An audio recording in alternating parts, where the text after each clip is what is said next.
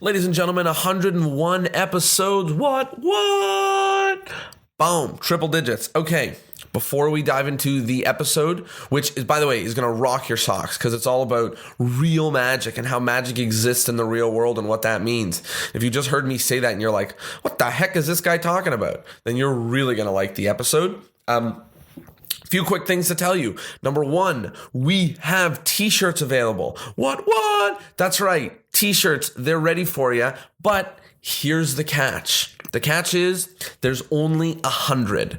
We've only made 100 of them. Only 100 have ever and will ever been made because it's sort of a celebration for our first 100 episodes. So if you want to be one of the lucky 100 people who gets a shirt, go get it right now, because they will be all gone. And I know the numbers. I know how many people listen to the podcast, and I know that there's 100 t-shirts and they're going to go mega fast. So if you want one, go get one because they will be all gone. And it's a beautiful design. I can say that because I didn't make it. It was made by a fan of the podcast, Jared Barlocker, and he did a great job. So if you want one, it's got a fun inside joke on it. It is made for you, got magic. It's cool. It's got everything. So head over, grab a shirt before they disappear. Don't come crying when they're all out.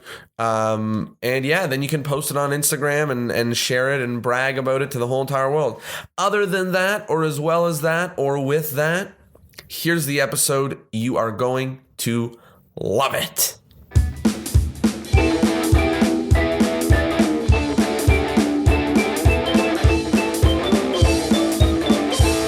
Hello, everybody, and welcome to Discourse in Magic. My name is Jonah. My name is Tyler. And we are here with a very special and very exciting guest to talk to somebody who is a real important mind in magic, a student of magic, a magician, a shaman, a priest, and an all-around badass. We are chatting with Jared Kopf. Jared, how are you doing today? Very well. Thank you, Jonah.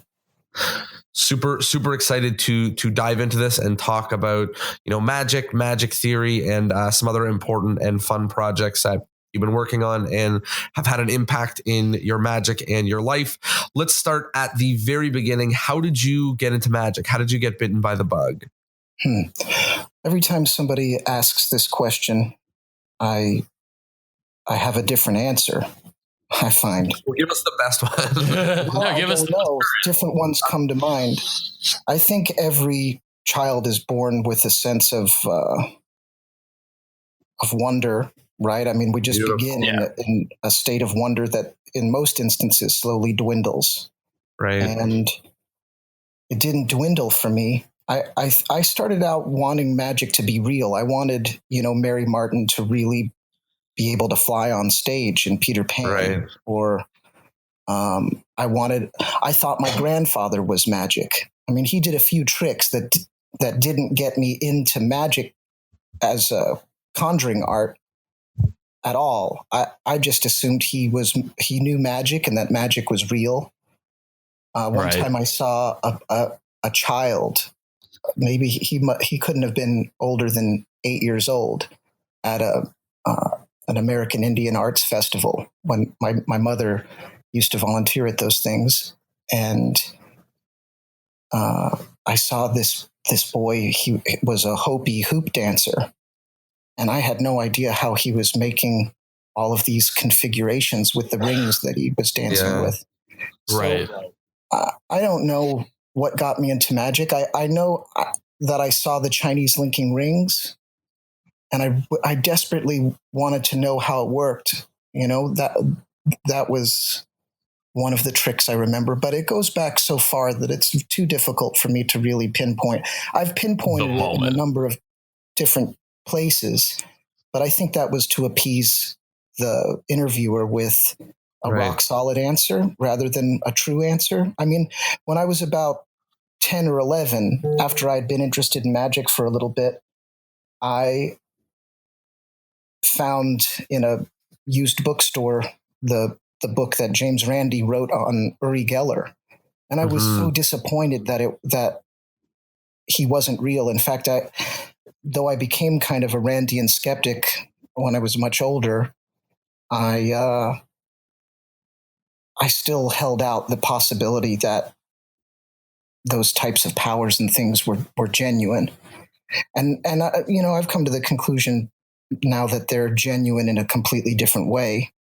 And Right. sometimes those powers are used cynically, but I just have a different opinion about that sort of thing now. But I got interested in magic because I think I saw magic in the world, and now I still do. And my beliefs about it now are more akin to the ones I had when I was about 3 or 4 than they were when I was 18 or 19.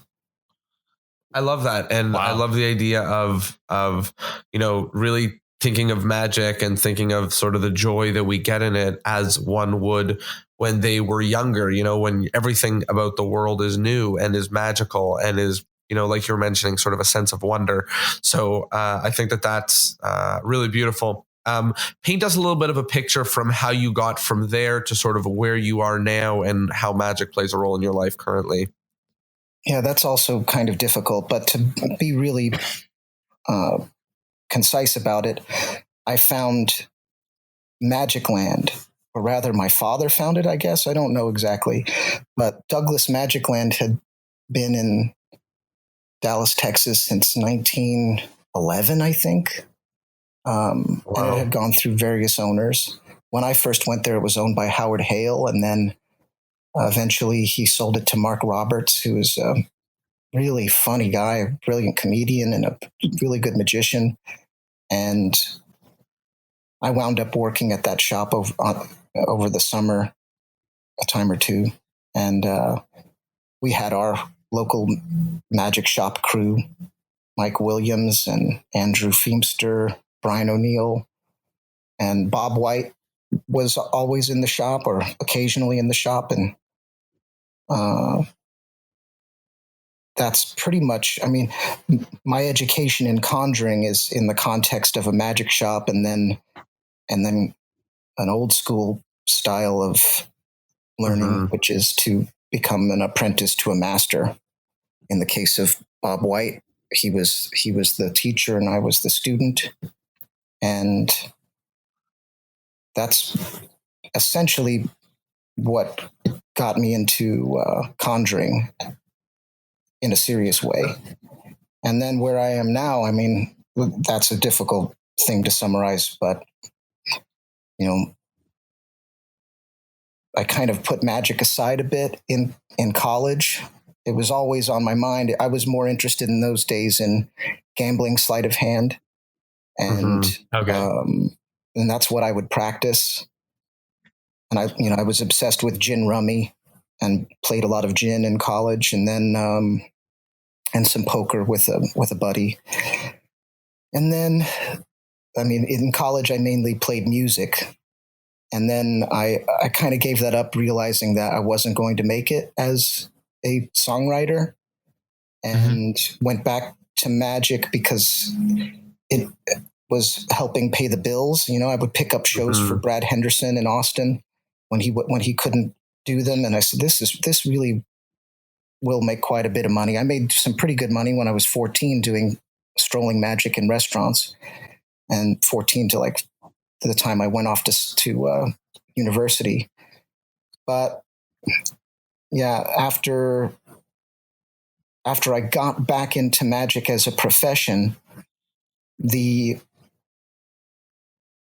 whole practice kind of started to become a bit mundane and work oriented.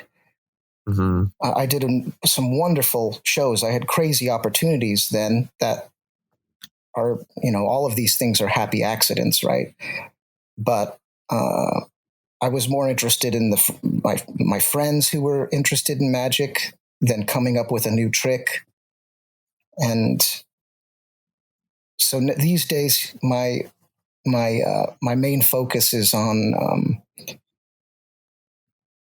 the art that magic is, or rather, we can get into greater detail, but I'm not as interested in fooling people as I once was, I guess, which is where I thought the domain of magic was restricted. I thought that like most people, I think that if the trick fools and it's presented in a charming way, then that's strong magic. And now they can be strong magic, but I'm not certain that that's a really good definition anymore. Yeah, that's not the minimum criteria. It's just a part of it. Well, I mean, it might not be even just that's not a good enough criterion at all.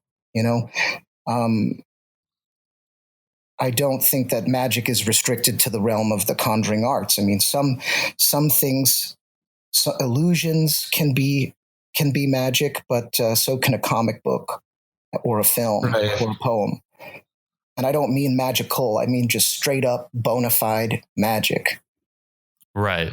Yeah. Do you want to go a little bit deeper into that? Yeah, sort of what would your definition of magic be that allows things like this to be in the realm and be another version of magic? Yeah, I don't know. I don't know if I would even say another version. I think that the magic that the alchemists and god kings and priestesses and oracles were talking about, now I just think that it's real, at least in some sense. I often think about the fact that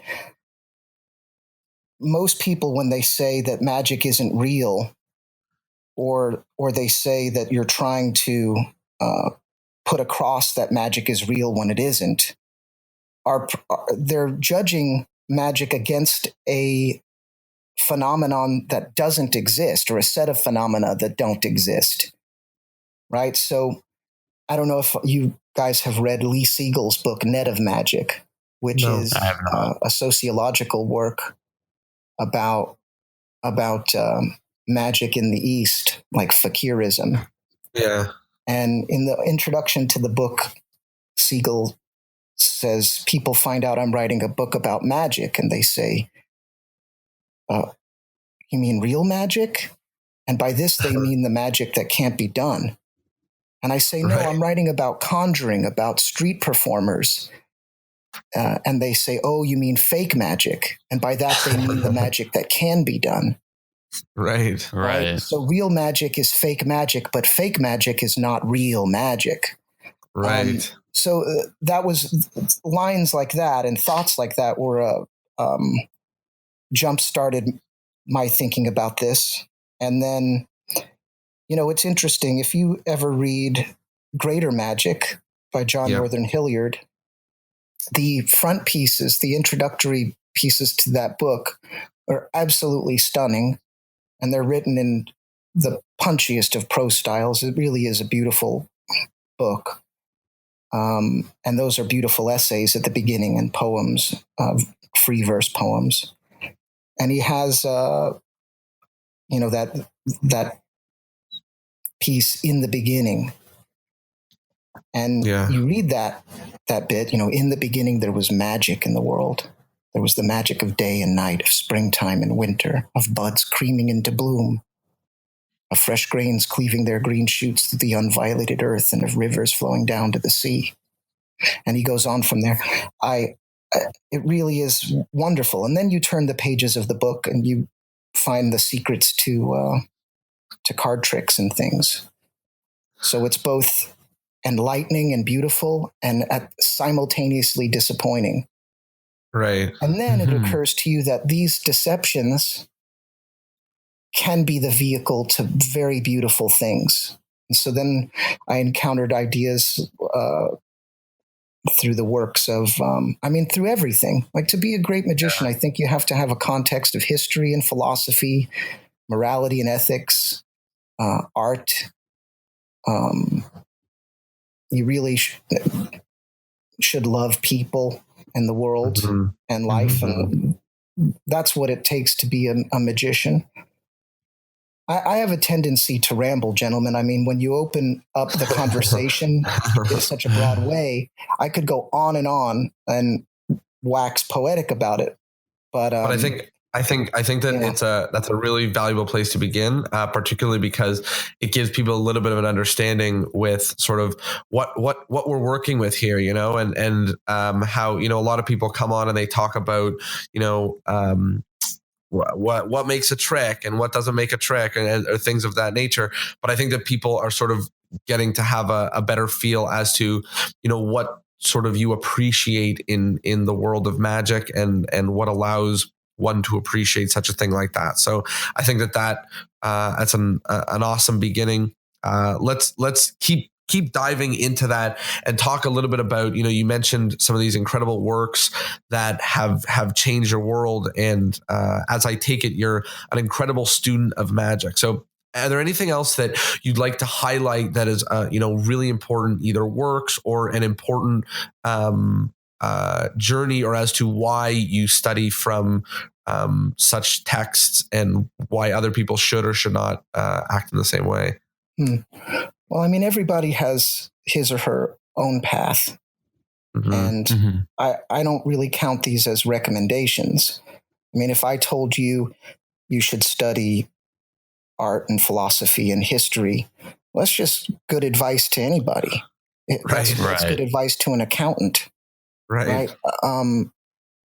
But one of the works that changed my life was James Fraser's The Golden Bough, which has been, since its publication, lauded and eventually cast aside by modern sociology. But I'm afraid, I think that the soft science of sociology is throwing away a pearl that's richer than all their tribe when they point out Fraser's mistakes, because he was an armchair sociologist. He didn't go all over the world to study ancient cultures. Notwithstanding, his observations about the birth of magic in the world, and how that gave rise to religion, and how it also gave rise to science, I think that, at least for me, was essential reading.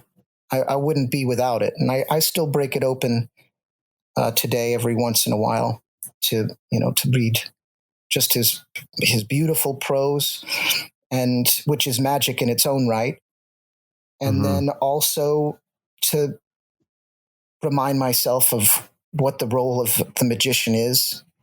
The strong, he says that the strong attraction, that there's a strong attraction that magic and science have exercised on the human psyche, and it's a powerful stimulus that have given to the pursuit of knowledge. Both of these practices lure the weary inquirer, the footsore seeker, on through the wilderness of disappointment in the present by an endless promise of the future.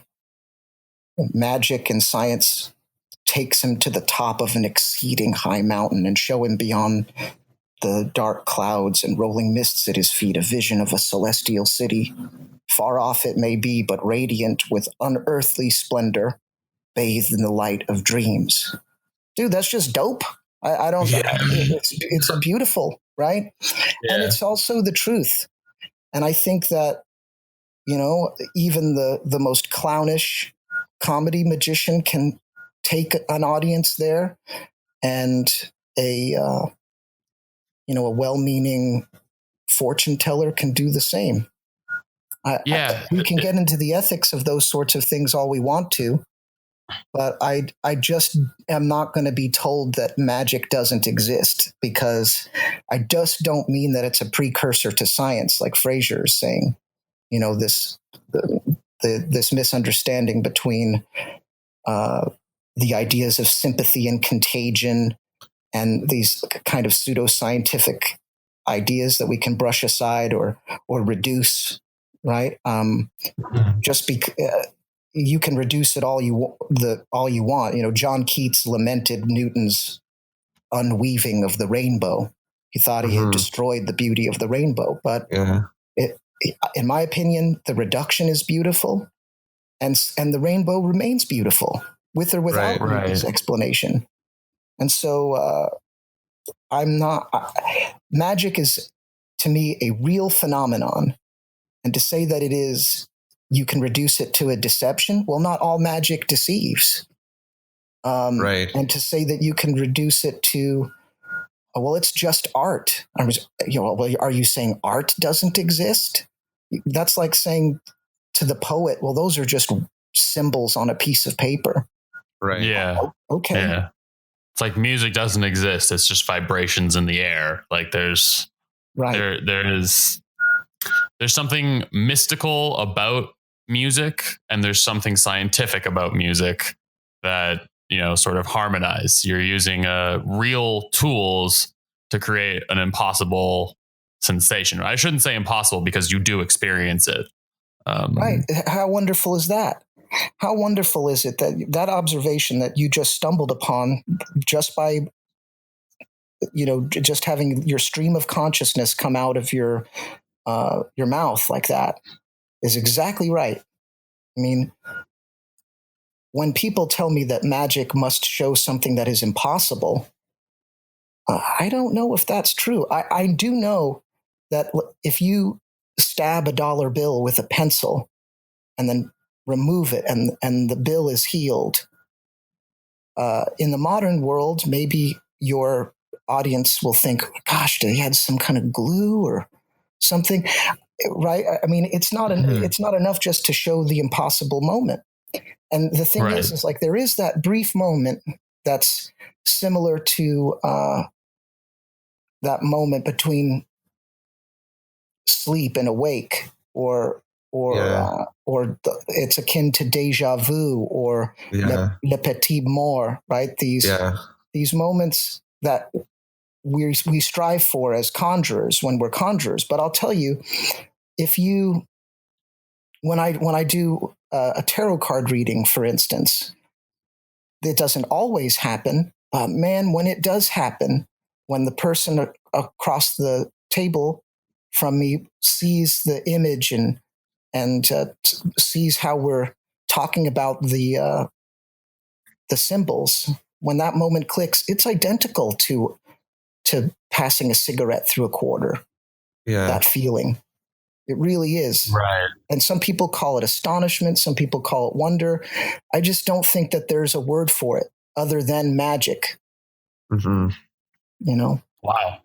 Wow. That's probably one of the most, I don't know what the right word to use is, but in terms of a definition for magic, I think that is the most hard hitting for me. Like it's very, I want to say undeniable, but that's not quite the right way to phrase it. It's just sort of like, look, it is what it is. And that's the best we can do, is that magic is magic. We all know the feeling, but we haven't come up with a word for it other than that. And a way to describe it. If we're talking about how do we define magic, I'm fond of a number of definitions, which I think is, it's a good exercise for one to do, which is to attempt definitions of things that defy definition.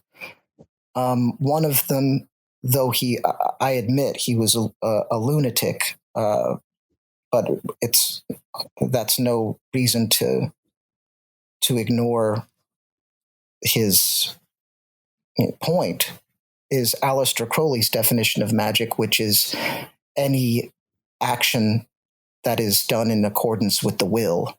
That's a pretty good definition. Mm. It's a little bit troublesome if you're like me. You're such a skeptic and a mechanist and a materialist that free will or contra-causal free will is probably not real, right? Which we can get into if you want to.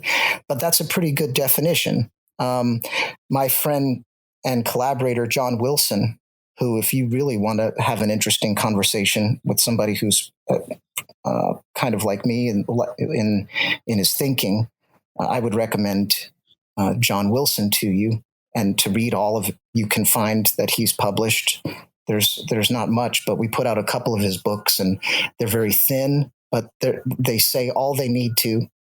And he defines magic as, and I'm paraphrasing here, when he's on, he can give you the way that he puts it, but He says that magic is the acceptance, recognition, and manipulation of symbols. And other people have stumbled upon that. That goes back to the alchemists like Fulcanelli and modern magicians like Alan Moore, the novelist and graphic novelist, who recently, or at least in the past 20 years, has declared himself to be a magician. And he is. By that definition, he is a magician. And the thing he points out is that all of this stuff that as a skeptic you can brush aside and say doesn't exist. And I'm on that team in a way. I'm with the skeptics. I don't believe in the supernatural. However, if you accept the fact that all of these manipulations are happening in a realm that only intelligence or the human mind, if it's happening inside human minds, which is where Alan Moore's ideas operate, then you are doing magic. And there's white magic and black magic, right? Why do they call them magic spells? Because they're spelled, right? Because they're manipulating words. You know what I mean? So what is a black magic spell? Drink Coke. That's a black magic spell. Wow. Right? I don't know about you, but Coca-Cola says drink Coke, and then, a billion people drink poison. Yeah. Right? Yeah, that's crazy. Yeah. So you can call it advertising if you want to, but Alan Moore would tell you that that's just an example of solve et coagula, right? That's an alchemical principle of dispersion and then recoagulation. So the realm of the magician, the shaman, the priest, right? First it started with the magician or the shaman. And then that separated out into political things like the king and the priest. And then that separated further into the doctor and the scholar and the dentist and the psychologist and counselor and lawyers and so on. And Moore sees a coagulation. And I think that there is a coagulation happening, at least with the people that I want to run with these days, like John and Paul V. Hill and a number of others. So,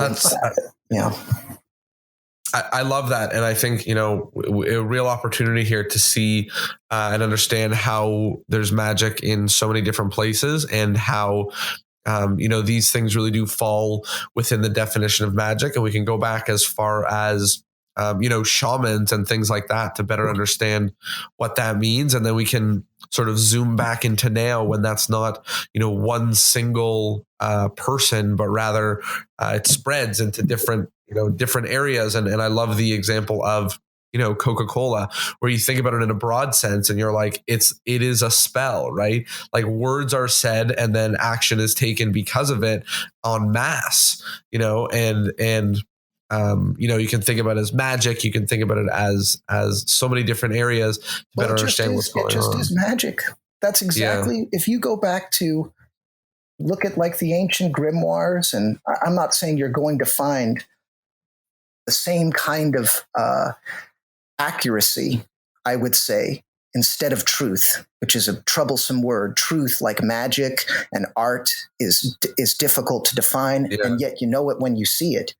But you're not going to find the accuracy in these grimoires, these books of spells and things, that you're going to find in a biology textbook or a physics textbook. Right. But to say that symbols don't operate on people is nonsense. Right. They do work. Yeah. Let's talk a little bit more about now that we've established that magic is everywhere and it's not confined to the magician on stage. Let's talk about some of the other avenues of your life which you've used magic in. One of the things we do on this podcast is push people to get out and use magic to benefit them, whether that's performing or to help them socially or to make them a more memorable person. We recently, before we started the interview, you mentioned you've been working on some film projects, and I'd just like to hear a little bit more about how magic plays a role in your life outside of the stage. Well, I'm pretty fond of this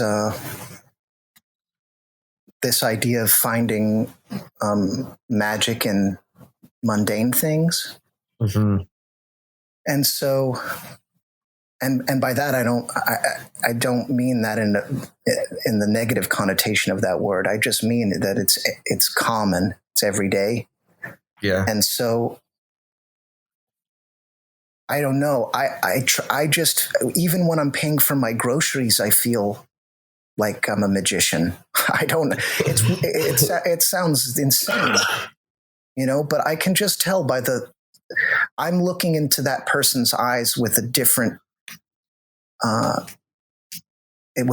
look. I don't need to, it might be akin to like an evangelical Christian who has Jesus on the mind, the look that they have in their eyes when they look at you and tell you how filled with love they are and so on. And that's easy to brush aside. But I mean, that feeling that they have is real. They can't make it real to me, but I like in the context of film, for example, when John Wilson, who's my main collaborator and he's my friend, my dearest friend. I talk to him pretty much every day, and we talk about all sorts of things that are related to magic. I mean, that's the problem is it's become so broad that we just see magic everywhere. But he and I and Simon Cornell and Brooke Opie and Toby Hallbrooks, who's also a producer and screenwriter, when we designed the effects for this film directed by David Lowery called A Ghost Story. And our goal was to make the effects that we did, which were all practical. There are a number of not impractical, but special effects in the film as well that we didn't have anything to do with. Weta Digital and some other wonderful technicians design those things, but there were some effects that should be done in camera, and we did them, and the object was to make them so innocuous as to be unnoticeable, to completely disappear. So it's the same, like a great cinematographer disappears. The actor also disappears. A great actor vanishes. They don't just transmogrify into a different character. They're not themselves anymore. It's just it's a character. It's a different person. Yeah. Yeah. And so that's a weird goal, I think, in magic, which is to not be there. I think that the reason we don't notice the magic in the world, especially as adults, is because it's just constantly everywhere. Right. We've also grown used to everything and the way that it works. Right. And so like in this context of a film where you would typically highlight such a thing, we decided that we wanted to just create an ambiance, a gestalt that creeps up on someone so subtly that they don't quite notice it, And so there were a number of reviews that mentioned the effects. There was one in particular, a New Yorker writer mentioned the effects and how they made him feel. And so in a way we kind of failed him, But it was beautiful because his comments were they were really sweet, and they made us feel good at the same time. But it's kind of the same. It's like at the end of a show. Let's say you're doing a traditional Conjuring show, and people come up to you and they say, "I don't know how you did that," and you smile and say thank you, and you're bummed. You're like, that's Yeah. what they got out of it. Damn it. Yeah. I failed them tonight. You know? Yeah, I didn't elevate it to something that has any sort of impact or any sort of effect on them aside from the magic. So I totally get that, where when someone's like, I don't know, I've been feeling this way for a very long time, that the response to a trick, how did you do that, is a failure in my eyes, because I mean, not an entire failure, but because, it means that you were not able to do anything with it on a higher level, which allows them to be affected, but instead they didn't leave the world of that you're a conjurer and that you did something or were able to do something or accomplish something without their understanding. Yeah. Yeah. That's true. I think, there's something to be said for, having an intent with your magic, but there's also something to be said for letting them think whatever they're going to think, but being an interesting enough person that they're more focused on the connection that they've made with you versus the trick that has just happened to them. Does that make sense? Absolutely. I think most magic is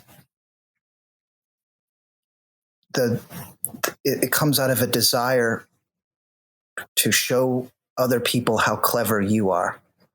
Yeah. And that's a lot of magic. Pretty much, not all of it, obviously, but almost all of it is, look how clever I am. That's a critique of Vernon's, for instance, right? Yeah. And it's hard to think of a trick that Di Vernon did where he didn't explain how it worked, right? In his main repertoire, for sure, and where he didn't put his skill on. I'm phrasing that incorrectly, but it's hard to think of one where he put his skill on display, and where he does, those are his weakest pieces. For sure. Like Triumph is a masterpiece, not because of its mechanical ingenuity. That comes straight from the gaming tables, right? Right. The strip out shuffle. That has nothing whatever to do with the success of the trick. And it's not really the effect, because it kind of has precursors in other people's effects. We don't need to go into that, but it's because it's not about the effect with a lowercase e, of course, is that you find a selected card in a chaotic deck, a deck that's all topsy-turvy. But the real effect is that someone tried to take advantage of you, but they forgot you were a magician and you used magic to allow good to triumph over evil. Right? That's what the effect is. If let's say you do that effect as it's written in Stars of Magic with the presentation. Yep. And which I think is a pretty good idea. I don't know any other presentation, time travel or anything that really hits home like that one. If at the end, when you shuffle them up and down, if your audience isn't going, he really did that? What a jerk. Right. Yeah. And if at the end they don't go, oh, right. Like not how did you do that? But it's a different feeling. They're like, oh, I'm so glad that you won. Yeah. It's no longer them versus you and you trying to fool them and them trying to figure you out. They're on this journey with you and you're the heroine of the story, right? Like you triumph in the end without flaunting your skill or flaunting, nothing happened. Nothing happens in that trick. The only skill is the ability to shuffle cards on the table, which maybe 20 years ago people would have gone, geez, Louise, look at that. But these days people see it on television. It's even better now. I don't even give a deck a fancy ribbon spread if I can help it, because I'm not interested in showing people how skilled I am. They're going to find that out one way or the other, because if the presentation is eloquent, they'll bask in your eloquence, Yeah. And it goes back to what you're saying about, not showcasing, not, magic not being like, look at me, look how great I am. And particularly about what you're saying about, like the magician disappearing and the actor disappearing, is in that you're just left with magic. You're just left with an experience where nothing happened. Like he didn't do anything. He's not showing how amazing he is over the rest of the world. There's no flaunting going on, but rather that, there's initial and final conditions and a story that goes with it that makes you feel like a good, like a good movie, and like a good actor blends into and becomes the character. Yeah. People do like juggling. They really do. Yeah. They like to hear about your, if you're a world champion, they like that, right? Like that. I think Joshua J did a study about this. Yeah. Yep. About what things do they like the most, and they like skill and appreciate it, and they'll say who was the better magician just based on whether or not their introduction was strong, right? And all those sorts of things, and that's very interesting.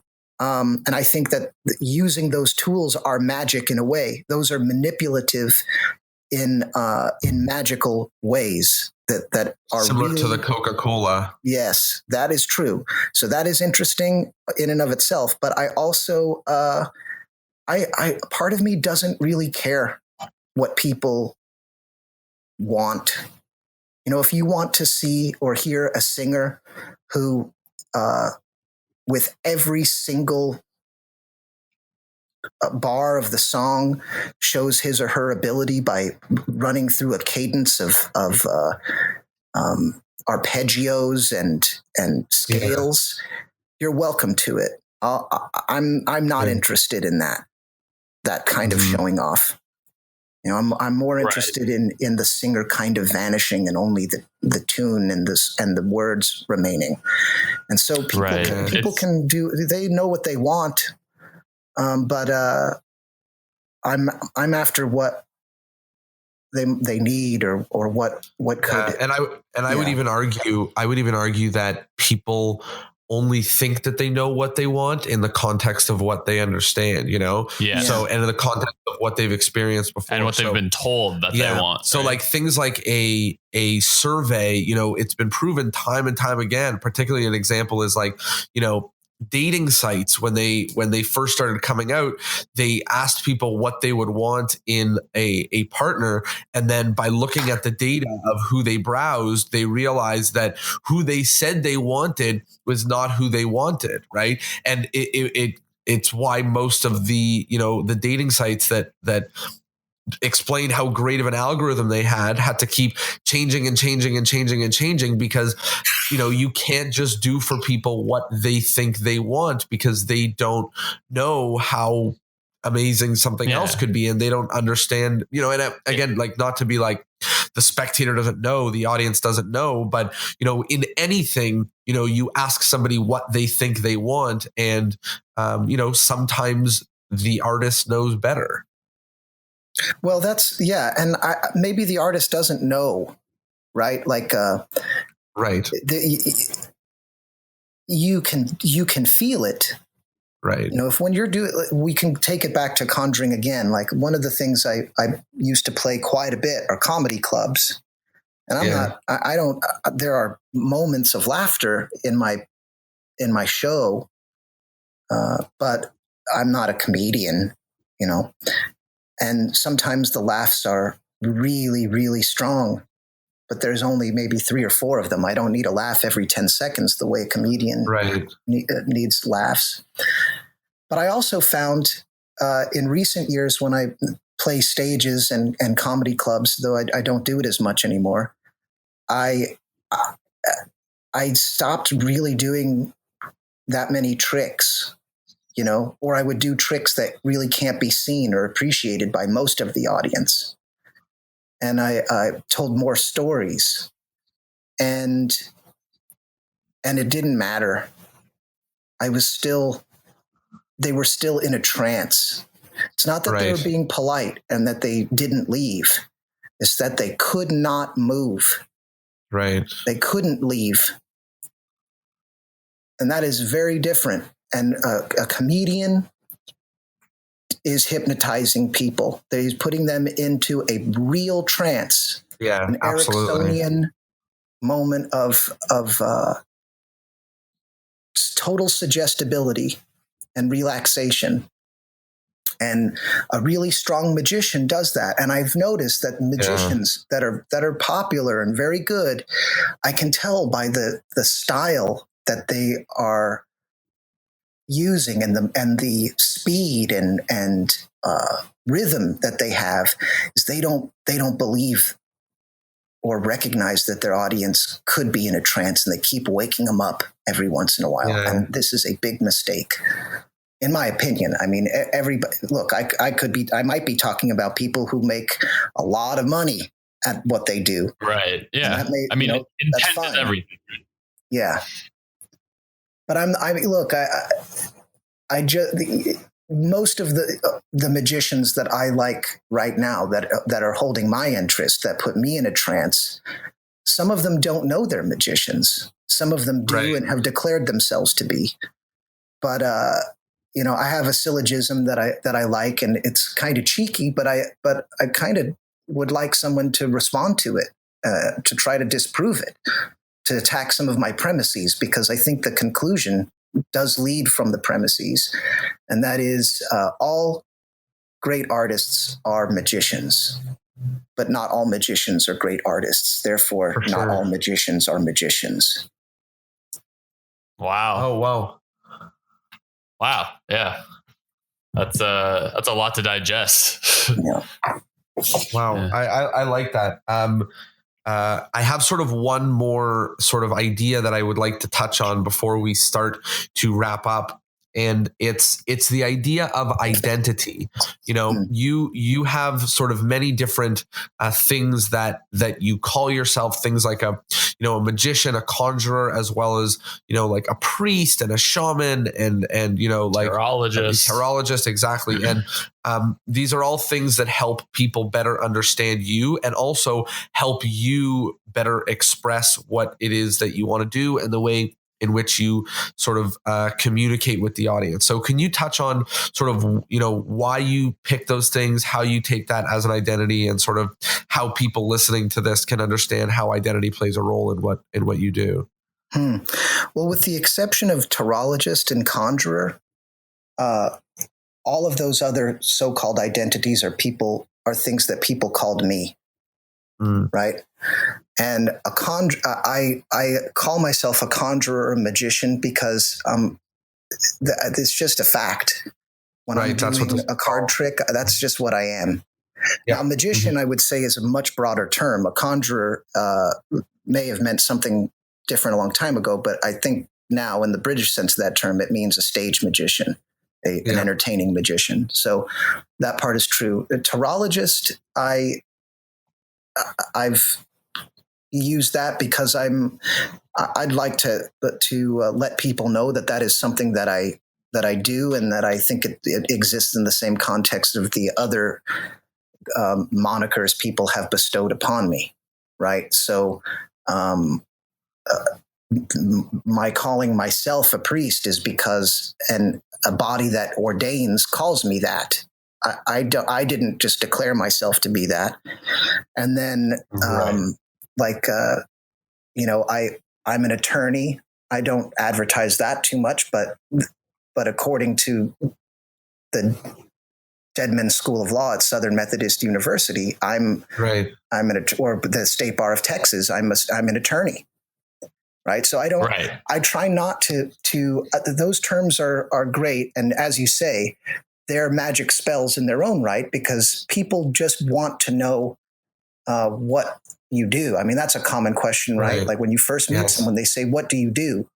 And as my friend and tarologist and just a brilliant artist, Enrique Enriquez, says is what they really want to know is how do you make your money, Right. especially in the United States or in the English speaking Western world. That's what most people are after, I think. So those are the things that I use to make my money, and I just tell them that. And that's it's not my identity. I think everyone is obsessed with identity right now. I think that like Derek Delgadio has utterly deconstructed that. At least for me, I'm not so sure that's very important to me anymore. I think people see what you do. They see your interaction. They determine whether or not you're kind or a jerk, and they either like what you do and how you do it, or they don't, Right. But maybe these identities are important. I don't know if they are.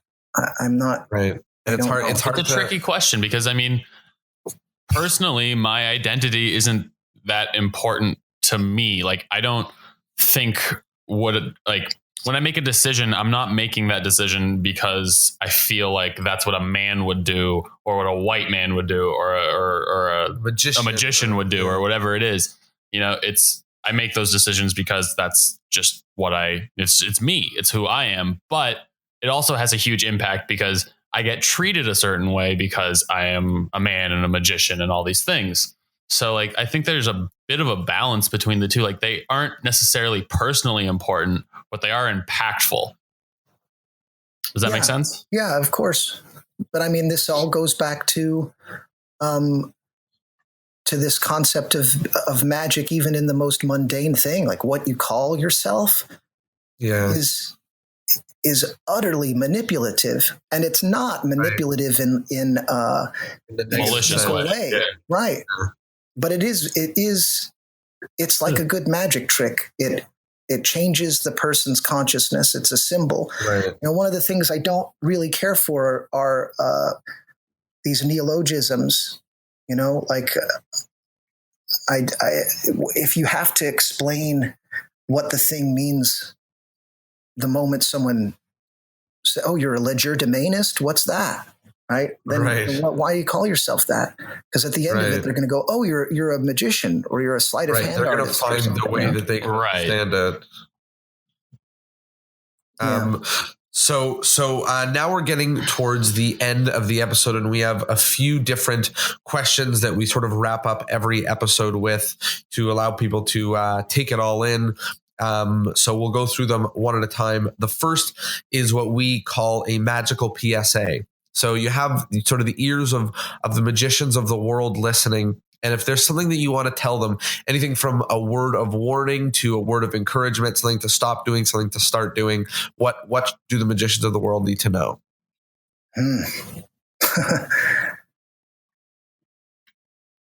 That's a tough question, guys. Well, I would just say, read as much as you possibly can about any subject that interests you, and be kind to people, and know yourself. Yeah, I love that. Yeah, it's very it's a response that we hear a lot, but it always rings true, and it's always helpful to get that reminder of like put compassion and love first, and everything will come out in the wash. It's I don't know. It seems tested at this point. It might not. Yeah, it might not. But it doesn't matter. It's worth doing for its own sake. Right. Yeah. And that's what I mean is like, even if you don't make whatever millions of dollars, or you don't meet the goals that, you have set out, if your only desire is to reach those goals, then you're not putting compassion first. If you're being a nice person to get something in return, then you're not being a nice person. You're just being selfish, right? There's a way to be selfless that's selfish. I'd love to take credit for everything that's ever happened to me that's positive, but that's insane. It's not Right. true. Everything that happened to me is a combination of tenacity and luck. Yeah. That's it. Right. Yeah. I love that. I mean, Even my tenacity is based on luck and chance Right. too. yeah, Right. it's all chaos. You're Yes. like our existence. So chaos. get real. Yeah. Yeah. Just accept certain facts, like your life is going to be very short.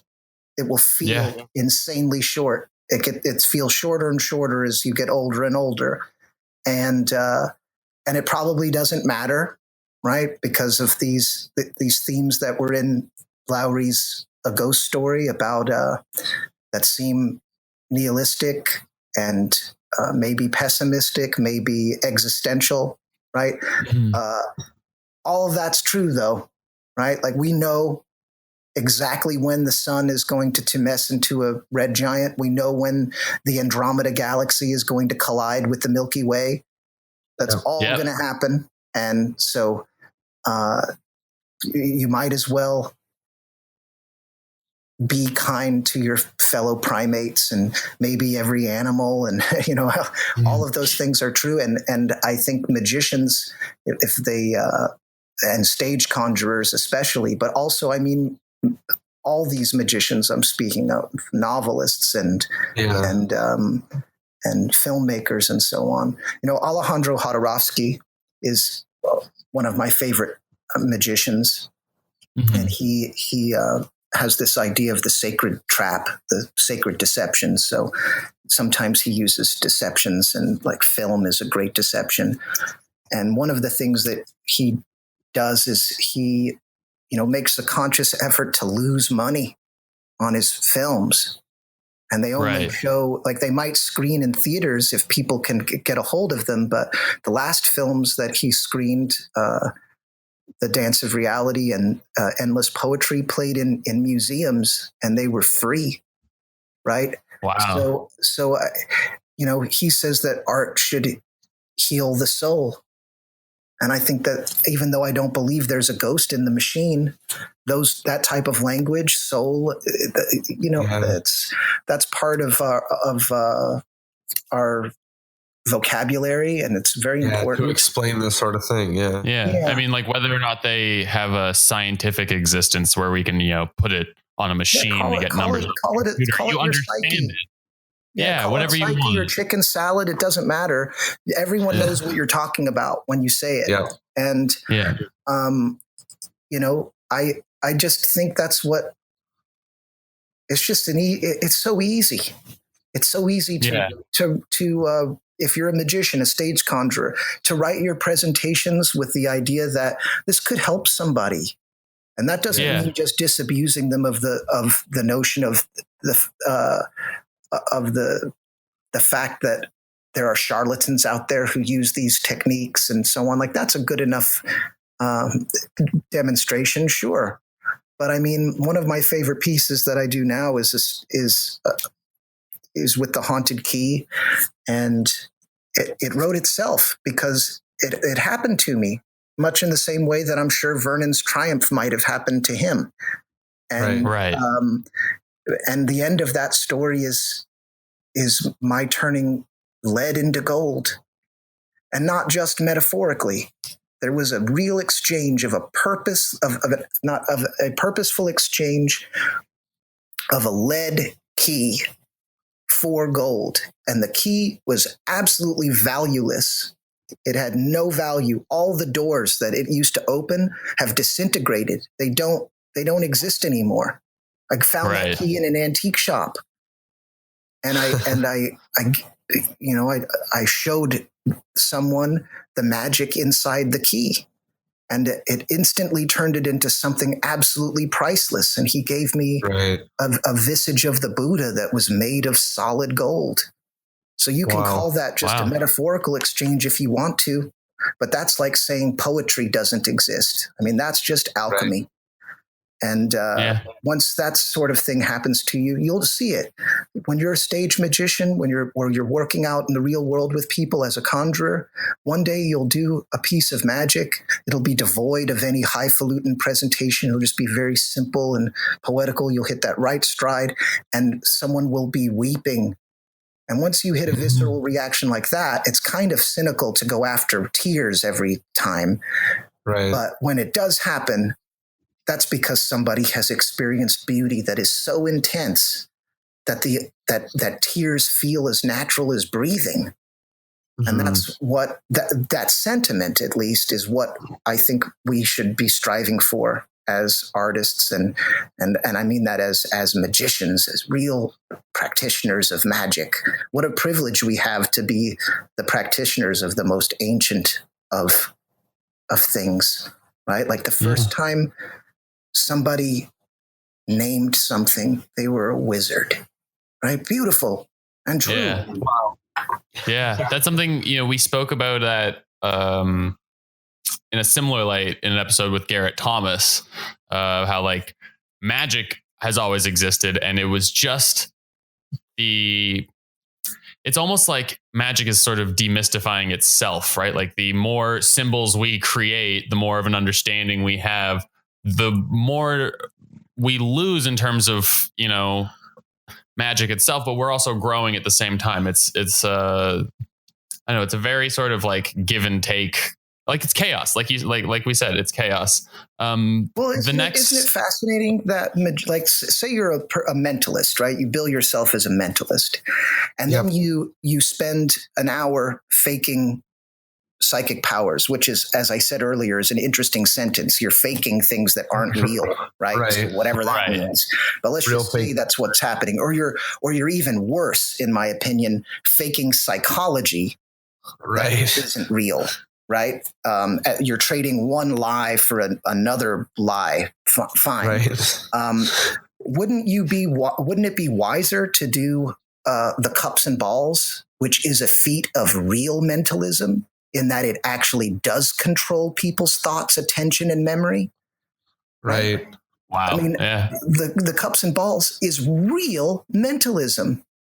The things that happen, the translocations, the vanishes, and so on, are happening because of modus operandi that are breaking the series of cause and effect, right? But that exact thing that's happening is real.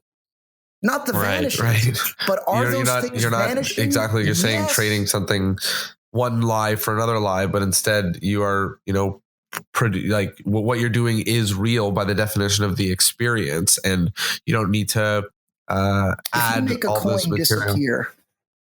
I don't care if it's with a classic palm or a thumb palm or an edge grip that makes your hands look like you're a T-Rex. I don't care.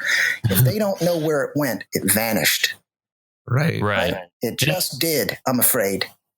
It vanished in their consciousness, and it disappeared. You know where it is, but that's because you have a library card to the Cemetery of Forgotten Books, and they don't. And that's the only reason. I love that. That's awesome. Love that. The next sort of wrap up question is kind of similar to the first. It's not so much a PSA in terms of like, here's something you should or shouldn't do, but a question that magicians should answer. It can be a question about themselves or something you'd be interested in hearing from magicians. It's just, what's one question you think our audience should ponder on? Why do you want to fool people so badly? Beautiful. Awesome. I love that. It's a very concise and important one. One other segment that we've been doing recently, which I'd love to hear your take on, is what is one aspect of magic in a 2018, 2019 space that you enjoy, and then one aspect of magic in a 2018, 2019 space that you don't enjoy?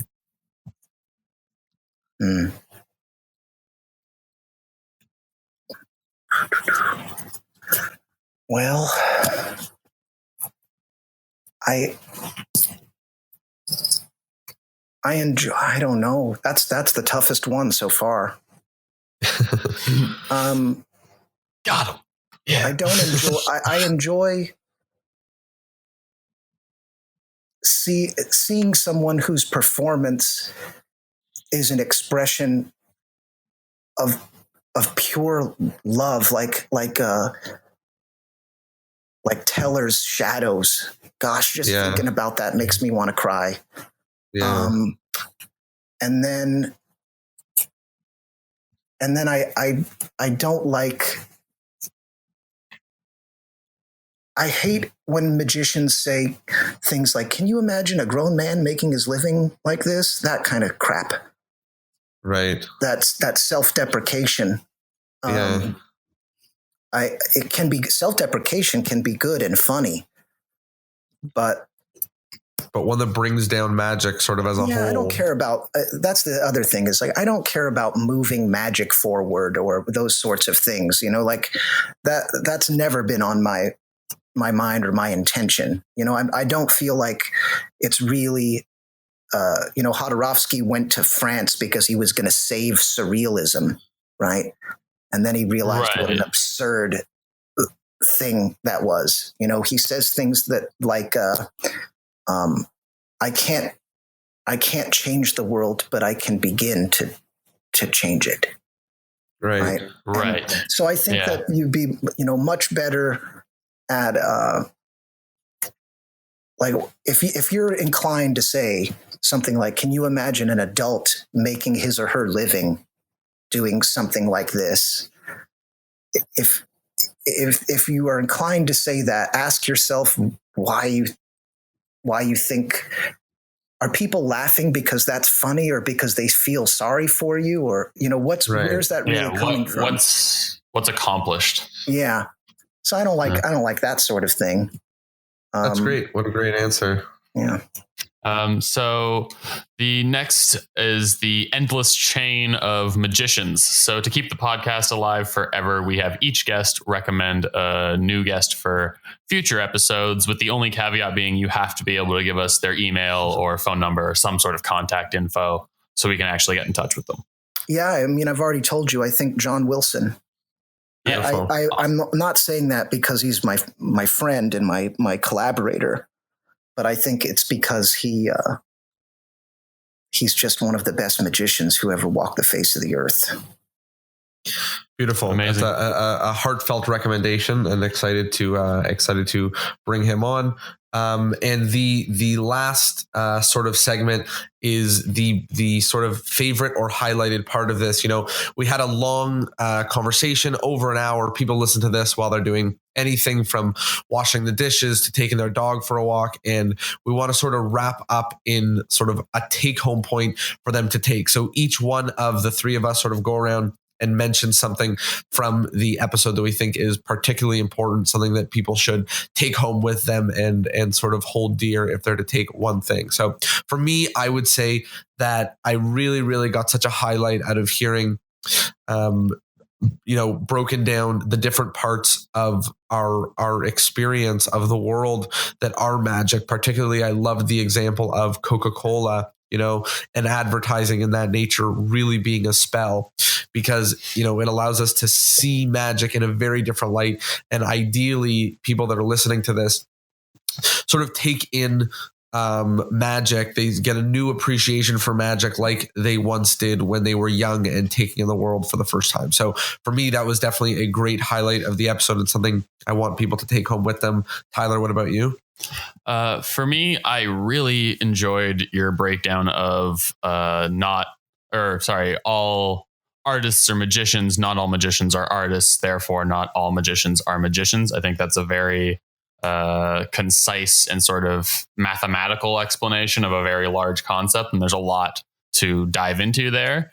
And this isn't really, in the conjuring realm, so to speak. But talking about Jodorowsky, like that was super cool. If those of you who don't know who he is, you should definitely learn more about him. He's an amazing director, and watch. There's an awesome Netflix documentary. It has nothing to do with the conjuring side of magic, but if you want to learn about obsession and vision, then watch Jodorowsky's Dune. It's amazing. It's a great time. Jared, what was your favorite part?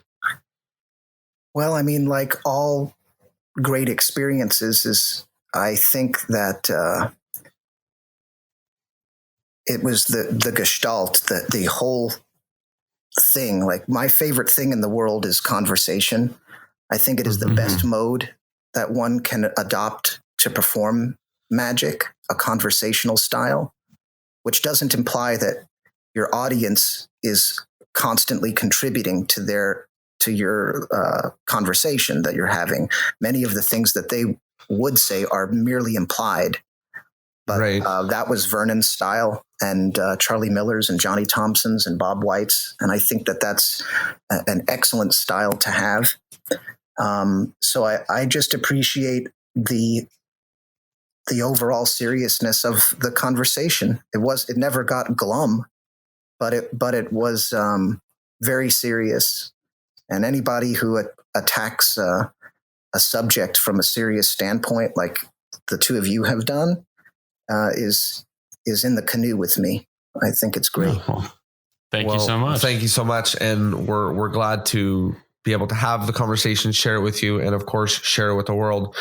Finally, we sort of want to give you an opportunity to plug anything that you like. So where can people find you? Are there maybe effects that you've released or produced, or places that people should go to, if they're a fan of you, if they learned a ton of this conversation, where can they go to follow you along your journey?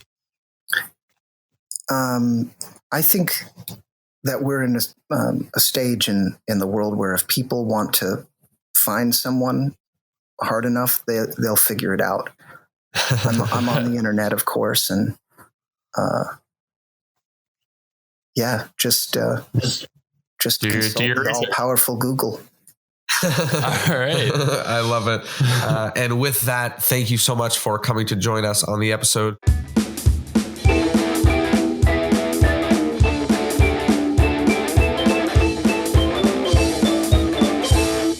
Well, booyah.